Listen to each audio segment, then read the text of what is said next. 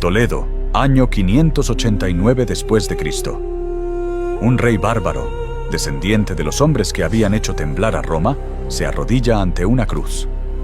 No lo hace por miedo. Lo hace porque acaba de tomar la decisión que va a crear España. Ese momento, ese rey, esa rodilla doblada, ese silencio en la catedral, es el origen de todo lo que somos. Y sin embargo, casi nadie lo conoce. A mí me persigue esta historia desde que la descubrí, porque hay algo profundamente injusto en que los niños españoles crezcan sabiendo quién fue Napoleón y no sepan quién fue Recaredo.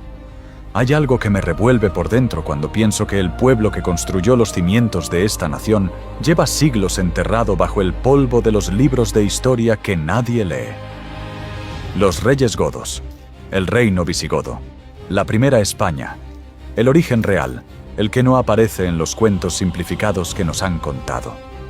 Eso es lo que voy a contarte hoy, y cuando termines de escuchar esto, te prometo que vas a mirar la península ibérica con unos ojos completamente distintos. Para entender por qué los godos importan, tienes que entender lo que había antes. Durante 4 siglos, Hispania fue romana. 4 siglos de carreteras, acueductos, teatros, idioma, ley. 4 siglos en los que esta tierra dejó de ser una colección de tribus dispersas para convertirse en una de las provincias más ricas del imperio. Aquí nació Trajano, aquí nació Adriano, aquí nació Séneca. Hispania no era la periferia del mundo romano, era parte de su médula. Y entonces el mundo romano empezó a romperse. No de golpe, los imperios no caen de golpe, caen despacio, como un edificio que pierde un ladrillo cada año durante décadas, hasta que una mañana todo se derrumba sin que nadie pueda decir exactamente cuándo empezó. Roma llevaba siglos perdiendo ladrillos cuando los visigodos cruzaron el Danubio. Eran un pueblo que venía huyendo de los hunos, los jinetes de las estepas que hacían que incluso los romanos miraran hacia atrás con inquietud. Los godos pidieron permiso para entrar al imperio. Roma se lo concedió, pensando que podía controlarlos, usarlos como soldados, absorberlos. No los absorbió. En el año 378, en Adrianópolis, hoy Turquía, los visigodos derrotaron a un ejército romano en campo abierto y acabaron con la vida del propio emperador Valente. Ese día algo cambió para siempre. Roma ya no era invencible, y todos lo sabían.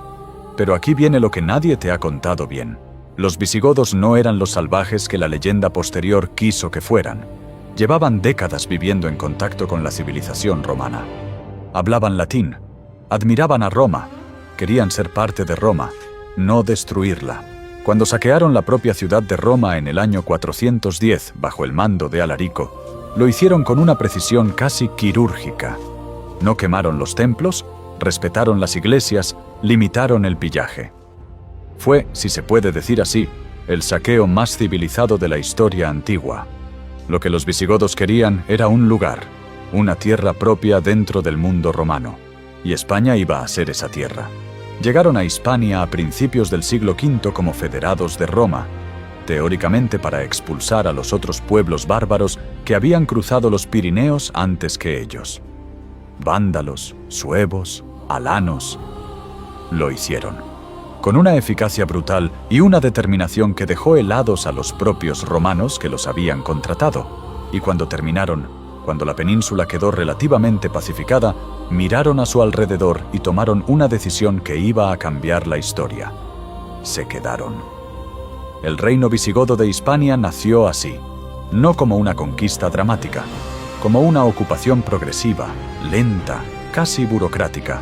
Los visigodos se instalaron en las ciudades hispano-romanas, convivieron con una población que seguía siendo mayoritariamente romana en cultura, en lengua y en fe, y empezaron a construir algo que nadie antes había intentado en esta península.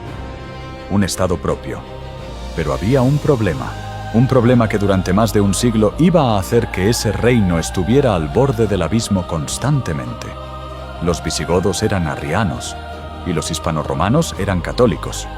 Para los que no manejen esto bien, el arrianismo era una interpretación del cristianismo que consideraba a Cristo un ser creado por Dios, inferior al Padre. La Iglesia Católica lo había declarado herejía en el Concilio de Nicea, en el año 325. Pero los visigodos lo habían adoptado antes de esa condena y no lo habían soltado.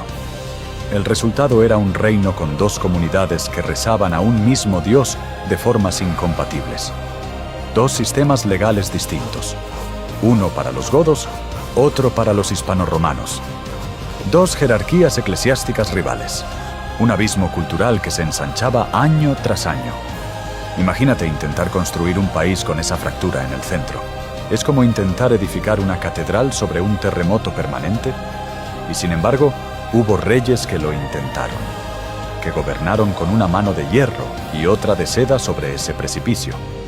El primero al que quiero que pongas cara es Eurico, rey en la segunda mitad del siglo V. El hombre que por primera vez codificó las leyes visigodas por escrito, que extendió el reino desde Portugal hasta el sur de Francia, que en un momento determinado gobernó sobre más territorio que cualquier otro gobernante de Occidente. Eurico entendía algo que muchos reyes de su tiempo no entendían, que un pueblo sin ley escrita es un pueblo sin memoria, que la ley no es solo una herramienta para castigar. Es la forma en que una sociedad se dice a sí misma quién es. El Código de Eurico, fragmentado y apenas preservado en manuscritos que casi nadie ha tocado, es uno de los documentos fundacionales de lo que más tarde se llamaría España. Pero Eurico murió, y con él murió parte de esa ambición unificadora.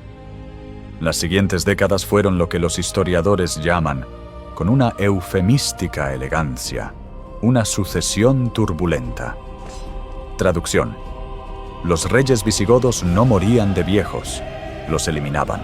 En el siglo y medio que duró el reino visigodo de Toledo, de los casi 30 reyes que se sucedieron en el trono, más de la mitad encontraron el fin de su reinado a través de una conspiración, una traición o una daga en la espalda. La monarquía visigoda era electiva, no hereditaria, lo que significaba que en cada sucesión se abría una ventana de caos donde los nobles más poderosos ajustaban cuentas. Y si hay algo que me persigue de esta historia, es pensar en lo que pudo haber sido y no fue. Porque entre ese caos hubo momentos de una grandeza descomunal. Leovigildo. Ese nombre merece que pares lo que estás haciendo y lo guardes en algún lugar. Rey visigodo desde el año 568. El hombre que más cerca estuvo de crear la España unificada antes de que nadie hubiera pronunciado esa palabra. Conquistó el reino suevo del noroeste, que llevaba siglos resistiendo a los visigodos. Reconquistó tierras en el sur que los bizantinos, sí, el Imperio Romano de Oriente, habían tomado aprovechando las debilidades del reino. Reformó la moneda, reorganizó la administración, fundó ciudades. Una de ellas, Recópolis, todavía puede visitarse en ruinas cerca de Guadalajara, y a mí me produce una emoción difícil de describir estar allí sabiendo que fue construida por un rey que casi nadie recuerda. Leovigildo era un político de una frialdad y una inteligencia que habría encajado perfectamente en cualquier corte europea del Renacimiento. Comprendió que el arrianismo era un obstáculo para la unidad y lo intentó resolver no abandonándolo, sino flexibilizándolo, acercándolo al catolicismo lo suficiente para tender puentes. No funcionó. El cisma era demasiado profundo. Y entonces ocurrió algo que ni siquiera él, con toda su inteligencia, supo gestionar. Su propio hijo se convirtió al catolicismo. Hermenegildo, el hijo de Leovigildo, casado con una princesa franca católica, que según las crónicas influyó decisivamente en su conversión. Hermenegildo se alzó en rebelión contra su padre en el nombre de la fe. Fue una guerra civil en el corazón de la familia real visigoda. El padre contra el hijo, el arrianismo contra el catolicismo, dos visiones incompatibles de lo que debía ser ese reino. Leovigildo ganó, capturó a su hijo, lo hizo prisionero. Y cuando Hermenegildo se negó a comulgar bajo el rito arriano en la Semana Santa del año 585, mandó que lo ejecutaran. Yo no sé cómo explicarte lo que debió sentir ese hombre en ese momento. Ordenar el fin de tu propio hijo por razones de Estado. Quizás lo hizo convencido de que era necesario. Quizás lo hizo destrozado por dentro. Las crónicas no nos dicen lo que ocurrió en la mente de Leovigildo esa noche, pero lo que sí dicen es que murió al año siguiente. Algunos historiadores sostienen que de enfermedad. Otros insinúan que de algo mucho más parecido al remordimiento. Y el hijo que le sucedió fue Recaredo. Volvemos a Toledo. Año 589. El tercer concilio de Toledo. Recaredo lleva 2 años en el trono. Lleva 2 años viendo lo que el arrianismo le ha costado a su familia y a su reino. Lleva 2 años pensando en lo que su hermano perdió intentando hacer. Y toma la decisión que va a cambiar todo. Se convierte al catolicismo. Y no solo él, todo el pueblo godo. Eso suena simple escrito así. No lo fue. Fue un acto político de una audacia sin precedentes. Fue renunciar públicamente a la fe de sus antepasados. Fue enfrentarse a la nobleza arriana que veía en ese cambio una traición. Hubo conspiraciones. Hubo intentos de acabar con él. Hubo revueltas de nobles que no estaban dispuestos a soltar su identidad arriana sin pelear. Recaredo los aplastó a todos. Y en ese concilio de Toledo, ante los obispos de toda Hispania reunidos, ante los nobles godos y los nobles hispano-romanos sentados por primera vez en la misma sala bajo la misma autoridad, Recaredo pronunció las palabras que yo considero, sin exageración, el auténtico momento fundacional de España. Todos somos uno en Cristo. No había 2 pueblos. No había 2 leyes. No había 2 iglesias. Había un reino, una fe, una voluntad de construir algo juntos.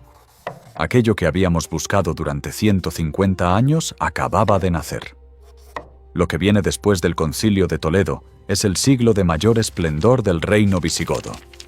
Y es también el siglo más extraño de toda nuestra historia, porque es un siglo en el que España casi se inventa antes de llamarse España. Isidoro de Sevilla, otro nombre que merece detenerse. Obispo, teólogo, enciclopedista, autor de las etimologías, la obra más consultada en Europa durante toda la Edad Media después de la Biblia. Un hombre que compiló en un solo libro todo el conocimiento del mundo antiguo que podía salvarse mientras el mundo antiguo se hundía a su alrededor. Sin Isidoro de Sevilla, buena parte del conocimiento clásico que luego nutrió el Renacimiento no habría llegado hasta nosotros. Y Isidoro escribió algo más. Escribió una historia de los godos donde, por primera vez en la historia escrita, aparece una frase que a mí todavía me pone los pelos de punta cuando la leo. España, madre de reyes y de pueblos. España. No Hispania, el nombre romano. España. El nombre nuevo. El nombre nuestro. Isidoro lo estaba nombrando, y al nombrarlo, lo estaba creando. Pero los reinos grandes tienen grietas que no siempre se ven desde dentro, y el reino visigodo tenía una grieta que ninguno de sus reyes supo sellar del todo. La nobleza. La nobleza visigoda era una bestia imposible de domesticar. Como el rey era elegido y no heredado, cada sucesión era una negociación, una amenaza, a veces una guerra. Los nobles más poderosos se acostumbraron a hacer y deshacer reyes como quien cambia de ropa. En el siglo VII, el último siglo del reino visigodo, la rotación de monarcas fue vertiginosa. Conspiraciones, envenenamientos, cegueras rituales. Los godos cegaban a sus rivales políticos para incapacitarlos legalmente para el trono. Exilios, traiciones. El último rey visigodo fue Don Rodrigo. Llegó al trono en el año 710 en circunstancias que nadie termina de tener del todo claras. Había nobles que no le reconocían. Había facciones enfrentadas. Y en el norte de África, a apenas 14 kilómetros de la costa peninsular, había un poder nuevo que llevaba décadas expandiéndose con una velocidad que hacía que incluso los romanos de su época parecieran lentos. El Islam. En el año 711, un ejército bereber y árabe al mando de Tariq ibn Ziyad cruzó el estrecho. Encontraron un reino partido en dos por sus propias luchas internas. Encontraron nobles que, en lugar de defender la tierra común, vieron en los invasores un aliado para derrotar a sus enemigos godos. Don Rodrigo los encontró en el río Guadalete. La batalla duró varios días, y cuando terminó, el rey visigodo había desaparecido. Algunos dicen que cayó combatiendo. Nadie encontró su cuerpo. Es uno de esos misterios que la historia guarda para volverse todavía más grande. En 3 años, en tan solo 3 años, los musulmanes controlaban casi toda la península. 300 años de construcción visigoda se derrumbaron con una velocidad que todavía, cuando me detengo a pensarla, me produce algo difícil de nombrar. No es solo tristeza, es la sensación de que la historia puede ser injusta de una manera que ningún tribunal del mundo podría remediar. Pero aquí es donde esta historia se convierte en otra completamente distinta. Porque los godos no desaparecieron. Hubo supervivientes que subieron hacia el norte, hacia Asturias, hacia las montañas cantábricas, hacia los lugares donde el avance islámico se detuvo no por voluntad, sino por geografía. Y en esas montañas, un noble visigodo llamado Pelayo reunió a los que quedaban, a los que no habían huido ni se habían rendido, y ganó una batalla en un lugar llamado Covadonga en el año 718. Una batalla pequeña, militarmente hablando. Los árabes apenas la mencionaron en sus crónicas. Para ellos fue una escaramuza sin importancia contra unos bárbaros refugiados en las rocas. Pero esa escaramuza fue el principio de lo que los historiadores llamarían siglos después la Reconquista. El reino de Asturias, que nació de Covadonga, se proclamó heredero directo del reino visigodo de Toledo. Sus reyes se presentaban no como jefes de una tribu montañesa, sino como continuadores de la tradición de Leovigildo, de Recaredo, de Isidoro. El hilo no se había roto, solo se había tensado hasta casi desaparecer. Y ese hilo tenso, ese hilo casi invisible que unía a Pelayo con Recaredo, y a Recaredo con Eurico, y a Eurico con los hombres que cruzaron los Pirineos siglos atrás, huyendo de los hunos, ese hilo es el que atraviesa toda la historia de España. Somos esto, somos esta continuidad improbable. Este empecinamiento en existir cuando todas las circunstancias apuntaban a que era imposible. Este instinto de construir un reino que se negó a desaparecer incluso cuando lo habían enterrado. Si quieres seguir descubriendo las historias que nadie te ha contado sobre el origen de lo que somos, suscríbete. Porque esto no ha hecho más que empezar. Los reyes godos llevan siglos en el olvido. Sus nombres no salen en las películas, no aparecen en las conversaciones, no están en las plazas de nuestras ciudades. Y sin embargo, sin ellos no existe España. Sin el Concilio de Toledo del año 589 no hay unidad religiosa. Sin Isidoro de Sevilla no hay memoria cultural. Sin el Código de Eurico no hay tradición legal. Sin la resistencia de Covadonga no hay hilo que atar. A mí me parece una deuda pendiente. Una deuda que este país tiene con los hombres y mujeres que lo construyeron antes de que tuviera nombre. Recaredo, arrodillado ante esa cruz en Toledo, no sabía que lo que estaba creando iba a durar siglos. No sabía que la palabra España acabaría siendo pronunciada en todos los rincones del mundo. No sabía nada de todo eso. Solo sabía que si ese reino seguía dividido, no iba a sobrevivir. Y eligió unirlo. Eso es lo que hicieron los reyes godos. Eligieron construir algo más grande que ellos mismos. Y lo que construyeron, aunque nadie lo recuerde bien, sigue aquí. Nosotros somos la prueba.